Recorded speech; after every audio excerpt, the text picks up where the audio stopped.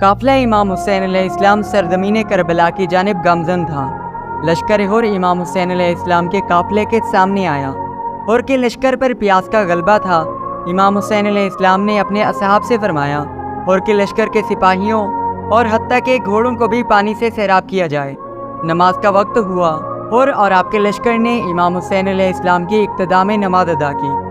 امام حسین علیہ السلام نے وہاں کے لوگوں سے دریافت کیا کہ یہ کون سی سرزمین ہے۔ وہاں کے ایک بزرگ نے بتایا اسے سرزمین کربلا کہا جاتا ہے۔ امام حسین علیہ السلام نے فرمایا یہ وہی سرزمین ہے جسے کرب یعنی رنج و بلا کا میدان کہا جاتا ہے، اور یہ سرزمین میری اور میرے اصحاب کی قتل گاہ ہے۔ نماز کے بعد ہور نے ابن زیاد کے حکم پر امام حسین علیہ السلام کا راستہ روکا۔ امام حسین علیہ السلام نے وہیں خیمے نصب کیے۔ یوں 2 محرم کو امام حسین علیہ السلام کربلا پہنچے۔